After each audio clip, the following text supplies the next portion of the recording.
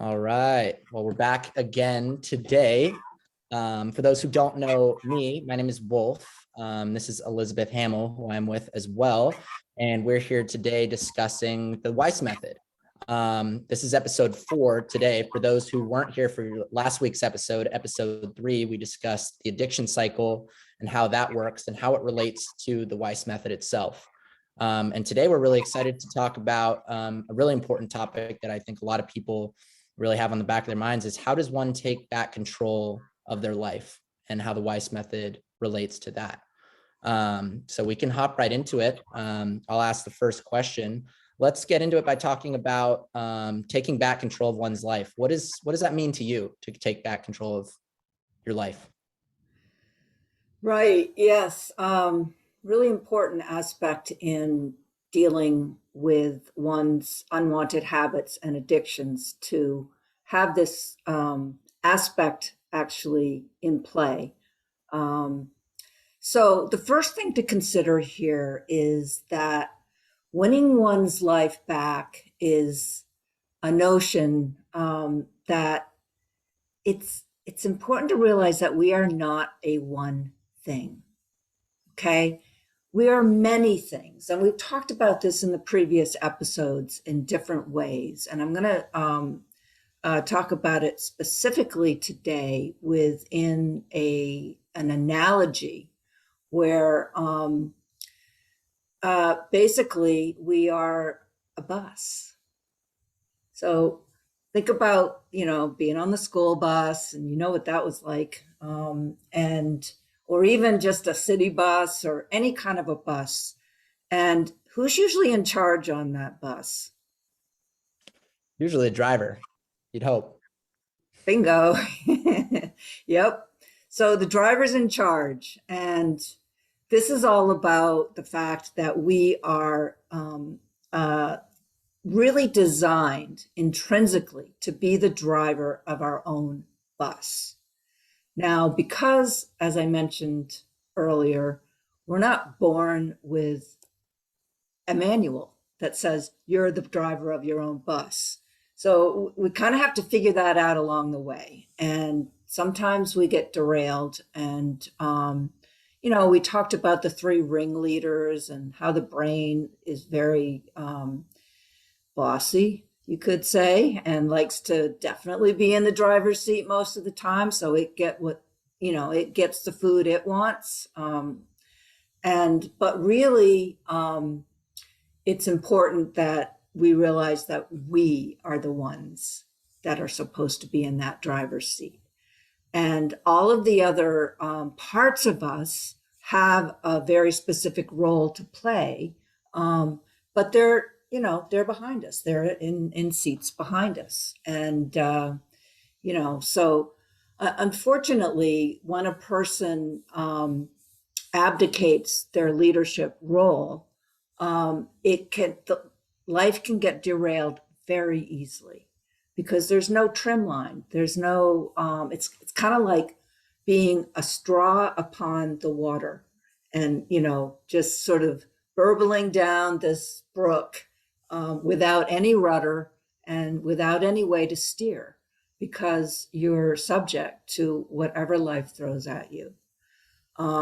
So being in the seat of your bus, and I love this analogy because it goes everywhere, is, really realizing that you are in charge and that you get to decide where that bus is going, what your purpose is, how fast the bus is going to go, how slow it's going to go, whether you're going to pull over and take a nap, it's all up to you. So, you can kind of see where this is going. And it is that, we talked about earlier that there's 2 general systems in us. We have the automatic system. So you could say the automatic system is like the engine on the bus, and it's the fact of the chassis of the bus. And the seats in the bus, it's all there working. The person is the other part of the system, which is the system of choice, that we have free choice. So we get to decide what we're going to do with this gift of life that we've been given at any given time throughout um, our whole life. That is our choice. And we either get to take part in that choice and really use that choice, or we abdicate that choice, and that puts us like the straw upon the water. Those are the two options, right? You don't get a third option in this one. It's either you abdicate or you take charge. And I mean, you could say the third option is a combination of the two, but we're not going to go there at this point. So it's important to put in here that, it's not so black and white, and that life is always throwing curveballs, as we know. And, the question is not whether you get derailed. The question is what happens when you do get derailed? How do you then respond to that? Whatever it is, big and small. And most of the time, a lot of the time, it's usually not as big as we may think it is. But then life does throw some pretty extreme things in our pathway. So let's see. So let's just give an example. You get triggered by something, right? And it causes an emotional upset. I mean, really fill in the blank here. Your girlfriend just threw a curveball at you, and things aren't what they seem, and it's a really bad day. So you're in the pits basically, and it's kind of like the bus is in the stream alongside of the road there, because you're having tears, and you're just out of sorts with yourself, and you can be and so the emotion actually gets into the driver's seat. Okay, it happens to us all. Life is not perfect. And so, and you're wondering, all of a sudden you sort of consciously wake up, how did I get the back of the bus again? Right. And so it can be, life can be a roller coaster in many different ways. And the idea of winning your life back is that it becomes less so. And, when you are able to realize that you're no longer in charge at any given time, then just by asking that conscious question puts you right back in the driver's seat. Even though you may still be feeling the effects of it all, the fact that you're going, God, how did I get back here again? Whoop, you're right back in the driver's seat, because you're wondering consciously what's going on. And that's huge. It really is huge. It's when we get swept away and we don't ask those questions. And asking the question is the first step to taking back control and taking back charge of your life. So stuff happens, and there's no avoiding that. The question becomes, do you want to be that opted out person? Or do you want to practice being in your driver's seat? So that's a bit of a run, and gives you an idea, a way to think about this that is depersonalized in a sense. And this analogy, you can use for the rest of your life. Really, it's that versatile. So, any questions? Yeah. I mean, I think just the statement that everyone does get derailed, and it's not an if, but a when, and how you respond to that being the most important. I think everyone's gone through something in their life that's derailed them. Specifically in relation to the Weiss method and to this, like, when someone is derailed, like what are the steps to getting back, and how do they ensure that they do that with the highest probability chance that they're not going to get derailed again, or when there's something does come to derail them, that they know how to respond to that and they respond in an appropriate way that's healthy for them? Yeah. Well, I think the best response to that question is to, and this is a term that's used in the world, is called know thyself. So you need to know yourself. You need to know the many parts of yourself. And that's why this, bus analogy really works well, because it is inclusive of all of those many parts. And so when we start to think about ourselves as not just a one thing, we are many things. And then we go, well, what are these many things? And who is in this, life of mine? And how does that all work? Then you start to really have an interactive affair with living your life. And, you can be doing whatever you do throughout your day, and this whole other conversation's going on. And that's you with you, building that relationship and,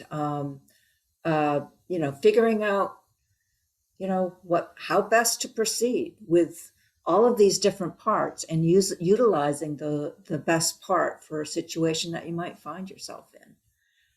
That's building up your arts and skills to living and navigating in this world, and it's a complicated affair. And so better start sooner than later is my advice. Absolutely. Absolutely. Yeah, I think it's really important. And, it's important for people to understand that it is natural and there are different parts of us, and to embrace that. I know we spoke on some of the other parts of us in earlier episodes, and you touched on some of them today. Are there any other parts of us that are on this bus that we want to discuss today? Many. Many. We obviously, it's a huge, you could say that we have hundreds, right? And maybe even thousands, but um, I think it's important to focus on some of the cast of characters that we actually build in our lives. Now, we're born into this world a unique um, combination of many different things, and each person, and we've heard this, or each person's fingerprints are different. Each person, is born at a, there's no one person that is born in the same space at the same time that you were born. Even if you're a twin, you still have your own space, right? Because you're you. And so each person is born a unique human being. Now, that can be opened up in a huge way. But so that's sort of the palette that you're given. And then you interact with the world that you find yourself in. And that shapes you, your family life, where you live, um, a whole array of different influences that come our way day by day. And so that's going to build certain characters inside of you. And so let's just take a look at what those might look like. And we're going to kind of be a little playful here in the midst of it. So, let's just take an imaginary person who it's this person likes to complain a lot. Okay. And we learned earlier in the episode to do with repetitional acts, it starts to build something in your system, right? So if you complain a lot, you're going to have a complaining life.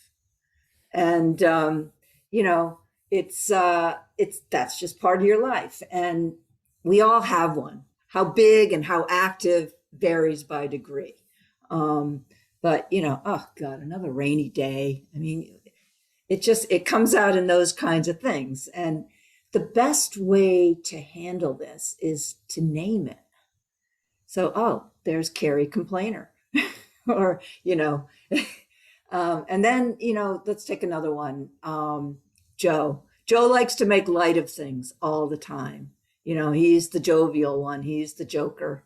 And it's just what Joe does. And so, we all have that part of us, again, in varying degrees. And we could name him Joker Joe, right? So then there's Pete, and Pete has the most amazing quality because he is infinitely patient, right? He knows when not to say anything about something. He knows how to just give a glance, a knowing glance at a friend that it's okay, you're okay with me, and I'm here for you. And so patient Pete, right? And then there's another one, Uma. And Uma, and this is the point here, is that you name your own. I'm making these up and I'm making them fun just to exaggerate the point here. So Uma is upbeat all the time. I mean, the glass is always half full or overflowingly full with Uma. She is upbeat Uma.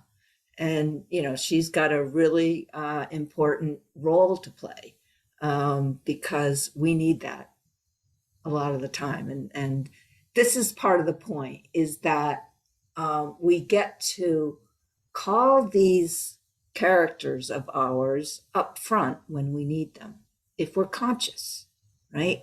So another one, let's put a fifth one in here, Heather. Heather is always hopeful about everything. Hopeful Heather. So, she's always optimistic, even when the sun's not shining, it's okay because the rain is really important for everything else. So, she's always adding it up in that way.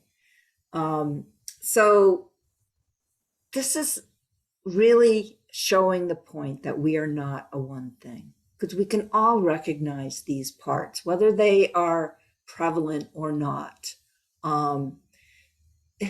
The other really important thing in this is that we can grow characters. We can say, God, I'm really impatient. So much of the time, I'd really like to grow some patience. And we can do that. That is part of our, within our purview, to be able to grow different qualities, different essences, different characters in our life, to be a part of our life, to live on the bus of our life. So, the thing is here, do we want to? Do we want to take the effort? Do we want to take the time to do this? And, that is always the question. And, for me, it's like, I can't not consider these things. Is it perfect? No. Is anybody perfect? No. We're not designed to be perfect. We're designed to make mistakes. And so, let's say Carrie the complainer turns up and, for some reason, something's gotten in and, Carrie's right up front next to me in the bus, and just looking at everything and going, oh my God, I can't believe it, and blah, blah, blah, blah, blah. And there's a lot to complain about in this world, as we know. So, one way to handle something like that is like, oh, Carrie's complaining and she's right here. Must mean there's something going on that I need to pay attention to. So, again, you're still in the driver's seat when you're asking those questions. And you thank Carrie for coming up front to complain. And you say, thank you very much, Carrie, back of the bus. We're good now. I got the point. And I appreciate, you pointing that out to me. And whatever it is. But once you start to actually consciously ask questions, then it's you're open. You're open to new intelligence turning up, and another part coming in and going, oh, it's because of this. You didn't take a shower before you went to bed last night after an argument with your partner. So you're gonna wake up crappy. It's just the way it goes.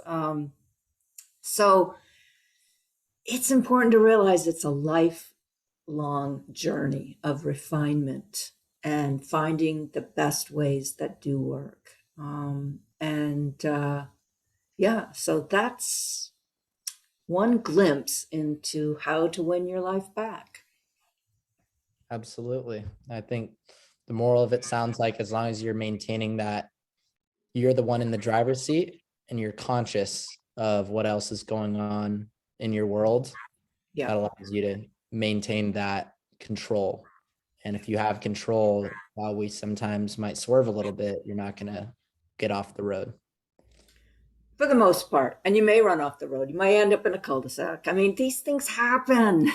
It's life is like that. And but if you keep maintaining that consciousness, as you said, and asking the questions, how can I better deal with this?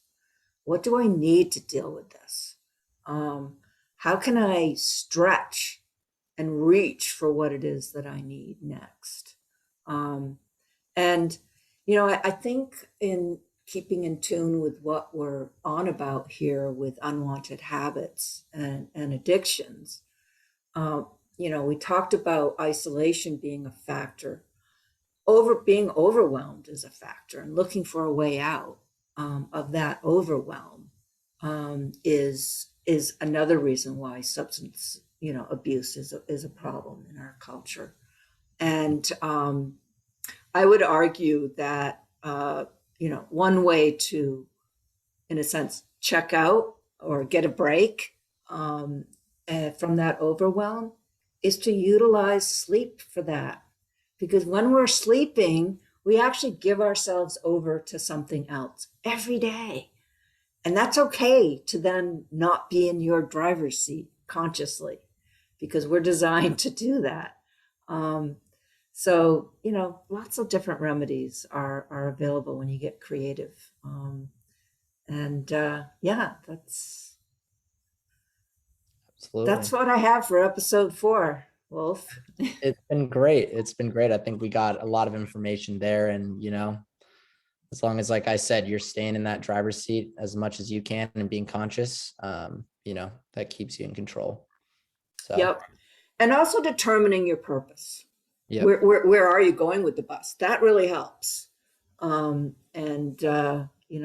then you have a goal in mind, and that's going to precipitate all kinds of different parts and folks on your bus coming into play. And, you can give assignments back there too. You can say, look, I got this issue coming up in a week's time. I need help, guys. And they'll deliver if you ask. It's an amazing system we have. It really is when we utilize it. Absolutely. Absolutely. Well, it's been a phenomenal episode. Episode 4. I know next week we are going to round this off with episode 5.